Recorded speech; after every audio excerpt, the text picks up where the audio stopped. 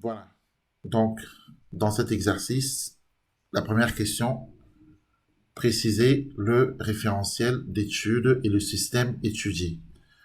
Donc, très clairement, le référentiel d'étude, c'est le référentiel du laboratoire, hein, puisque les électrons ici, hein, le canon à électrons, c'est un laboratoire, on est bien d'accord. Et le système étudié, c'est bien l'électron. Donc ça, on peut l'écrire. Donc, on étudie le mouvement d'un électron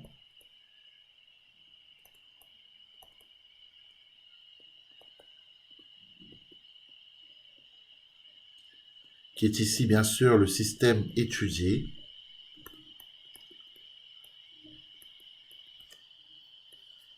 par rapport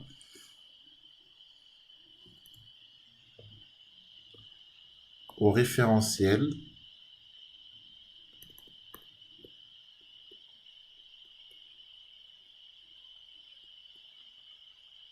du laboratoire.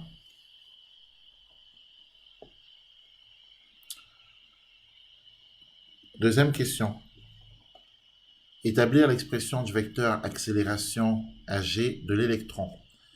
Évidemment, pour établir l'expression du vecteur accélération, il faudrait qu'on suppose que le référentiel du laboratoire est galiléen. Et ainsi, on pourra appliquer la deuxième loi de Newton. Alors, on pourra écrire ceci. Dans ce référentiel,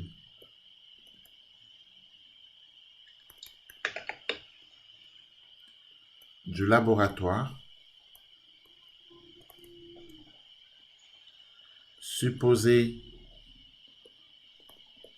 galiléen,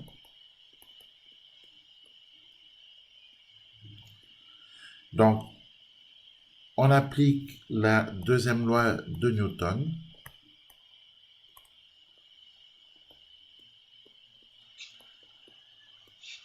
Et donc cette deuxième loi s'écrit somme des forces extérieures est égale à la masse fois le vecteur accélération du centre d'inertie, soit F, hein, puisque la somme des forces extérieures se résume à la force, se réduit à la seule force F, hein, puisqu'on a dit que le poids est très négligeable devant F. Donc F égale Q, Q, QE.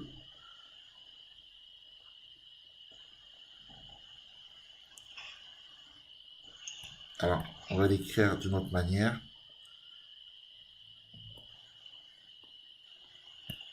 Donc, somme des forces extérieures égale MAG, soit, alors somme des forces extérieures c'est grand F, donc grand F égale MAG.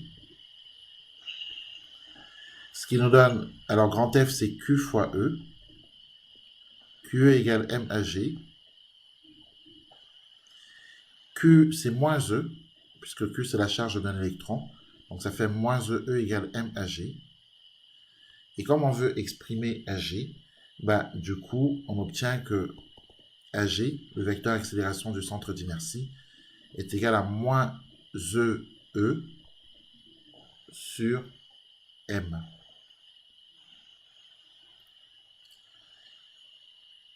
Voilà.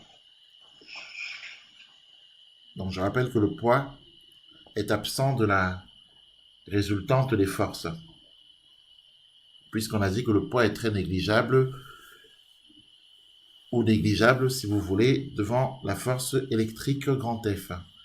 Troisième question, déterminer les coordonnées du vecteur vitesse VG et du vecteur position OG dans le repère OIJ. Alors notre repère OIJ, il est là, hein, on l'a construit. L'axe OI est un axe horizontal, l'axe OJ est vertical. Euh, le, le vecteur accélération est collinéaire au vecteur champ électrique, puisque cette relation est de la forme U égale K fois V, hein, la relation mathématique qui permet de dire que deux vecteurs sont collinéaires. Sauf que K ici correspond à moins E sur M, et moins E sur M est négatif. Et en mathématiques, on sait que quand K est négatif, les vecteurs sont collinéaires et de sens contraire. Donc, on en déduira que l'accélération AG est à la même direction que le champ E, mais est de sens contraire à E. Donc, le vecteur AG, on peut le mettre comme ceci. Collinéaire à E et de sens contraire à E. C'est important pour nous de savoir où et comment représenter le vecteur accélération, puisque pour déterminer les équations horaires, on passe par des projections. Hein. Donc, du coup, le vecteur champ électrique uniforme,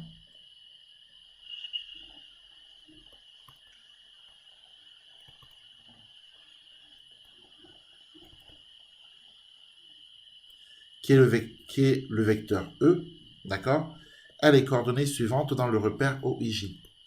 Alors, c'est simple, on prend le vecteur E, en le projetant sur l'axe des Y, sur l'axe OJ, il donne 0. Sa projection donne 0, parce que E est orthogonal à J. En revanche, quand on projette E sur l'axe des X, puisque le vecteur E, champ magnétique, est collinéaire et de sens contraire au vecteur I, au vecteur unitaire I, eh bien sa projection sur l'axe OI va donner moins E. Donc, du coup, le vecteur E a les coordonnées moins E, 0.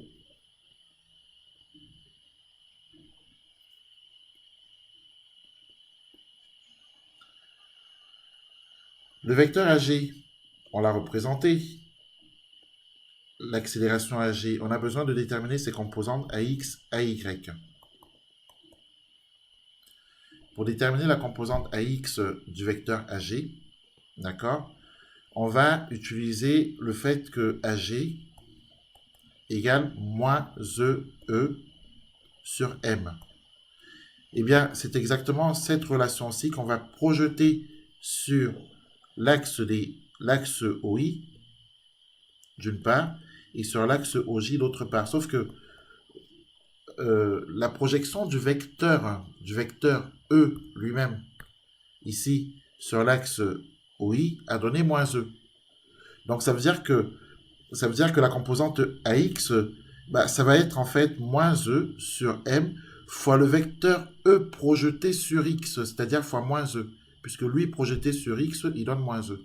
Donc, en fait, on va avoir moins E fois moins E sur M.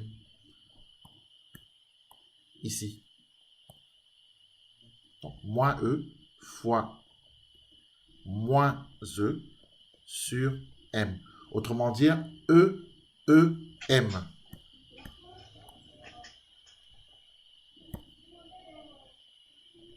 E sur M.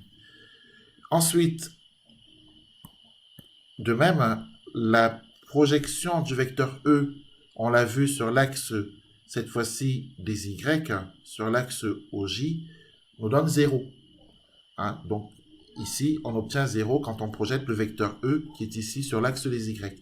Donc, du coup, AY va nous donner moins E fois 0, hein, fois le vecteur E projeté sur Y qui fait 0 sur M. Donc, autrement dit, on obtient 0. Donc, AY égale 0.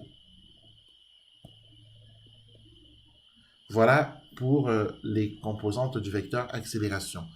Et maintenant, pour déterminer les composantes du vecteur vitesse, on va passer par une intégration. Il va falloir qu'on intègre par rapport au temps les coordonnées du vecteur accélération. Donc ici, on va obtenir Vx, Vy. Donc, on intègre par rapport au temps ce qu'on vient de trouver, donc AX, et ça nous donne E sur M fois T, plus une constante d'intégration, qu'on pourrait appeler C1. Mais la constante C1 d'intégration n'est autre que la projection du vecteur vitesse VG, n'est autre que le vecteur vitesse initial en fait. Initialement, le vecteur vitesse, on l'avait dit, c'est V0. Donc, c'est le vecteur vitesse initial projeté sur l'axe des X. Donc, c'est V0 sur X. Voilà, donc C1 en fait, cette constante d'intégration, c'est V0 sur X. Donc ça, on peut l'écrire tout de suite.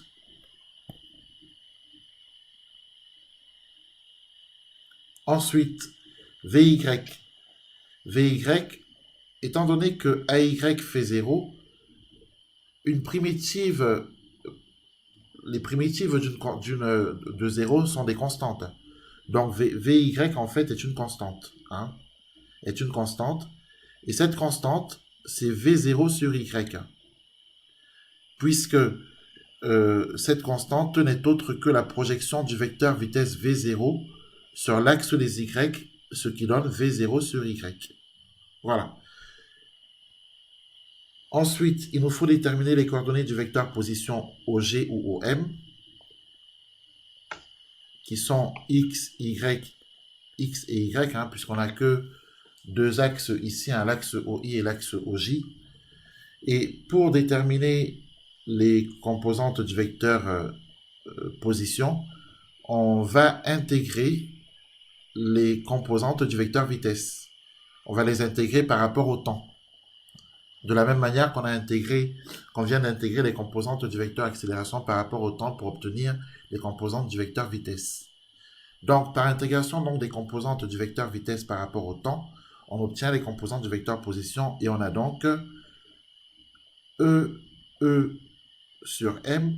Alors, T, une primitive de T, c'est T au carré sur 2. C'est T au carré sur 2. Donc, T au carré sur 2. Pour une primitive de T ici. Hein, c'est T au carré sur 2. Donc, et après, V0 sur X, puisque c'est une constante, bah, du coup, c'est plus V0 sur X fois T. Et ensuite, on n'oubliera pas qu'il y a une troisième constante ici, C3, d'intégration, qui n'est autre que x0. Alors, puisqu'il s'agit ici de la position, hein, puisqu'il s'agit ici du vecteur position, donc on parle de la position du système. Donc, on s'intéresse, parce que C3, en fait, c'est la position du système à la date t égale 0. Donc, à la date t égale 0, où se trouve l'électron? L'électron se trouve au point O, puisque les électrons entrent en O pour sortir en T. Sauf que le point O, c'est l'origine du repère. C'est l'origine du repère puisqu'on est dans un repère OIJ. Et donc, le point O a pour coordonnée 0, 0. Donc, il se trouve que la constante C3 n'est autre que X0. Parce qu'ici, on a Y0. Donc, on pourra remplacer C3 par XO. Ensuite, pour déterminer Y, on intègre VY par rapport au temps. Et pour intégrer VY par rapport au temps, bah, une primitive par rapport au temps de V0 sur Y, bah, c'est V0 sur Y fois T. Plus une constante C4. Et cette constante C4, c'est quand le système se trouve au point O, par rapport à l'axe des Y, c'est Y du point O.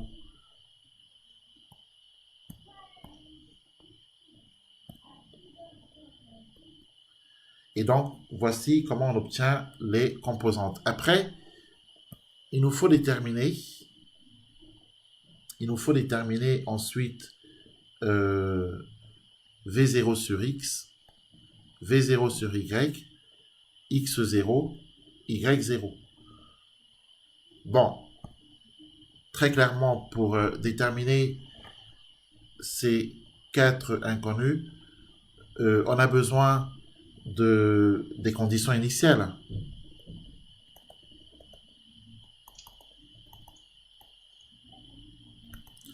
Des conditions initiales, précisément, à la date t égale 0.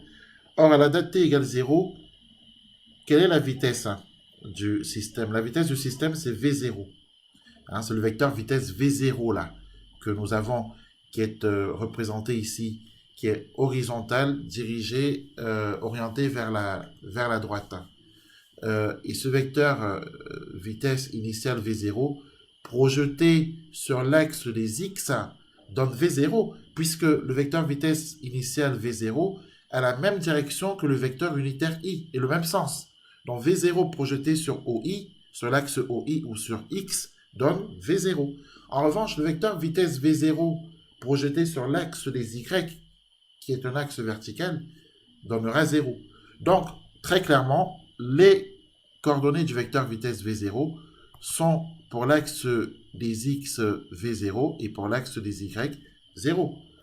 Et donc, c'est bien ce qu'on va écrire.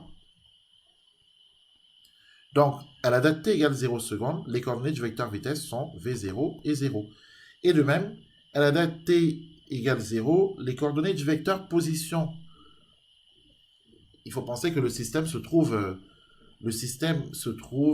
au point O à la date t égale 0. Or, le centre d'inertie du système, c'est le point G.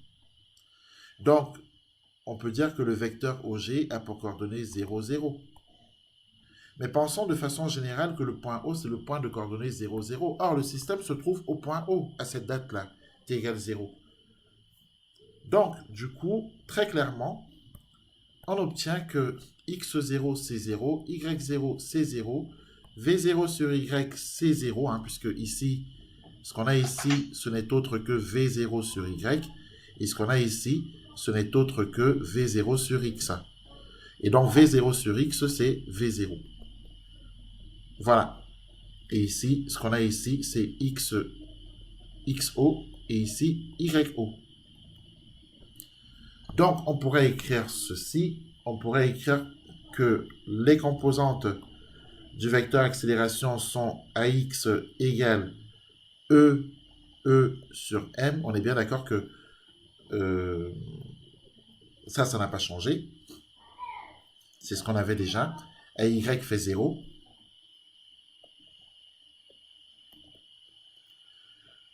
Pour le vecteur vitesse VG, les composantes sont Vx égale E sur M fois E fois T plus V0, puisqu'on avait dit que V0 sur X c'est V0. Et comme V0 sur Y c'est 0, du coup on a VY qui est égal à 0. Voilà, et enfin, le vecteur position a les composantes suivantes x et y. X égale E sur 2m. E sur 2m fois E fois t au carré plus V0t. Et y est égal à 0. Et ceci pourquoi? Parce qu'on avait trouvé que yo c'est 0. Et puis on avait trouvé aussi V0 sur y. On avait exprimé V0 sur y. N'oublions pas V0 sur y, on avait trouvé que ça fait 0. Donc tout ça, ça s'annule. V0 sur y fois t, ça s'annule. Donc du coup, y égale bien 0. Et de même ici, on avait trouvé V0 sur x. On avait trouvé que V0 sur x, c'est V0. D'accord? Donc du coup, voilà pourquoi on a V0t plus x0 qui fait 0. Voilà pour répondre à la question numéro 3. Donc, si vous voulez, tout ce qu'on a pu faire jusqu'à présent, c'était pour maîtriser l'obtention des équations horaires. Donc, on a fait beaucoup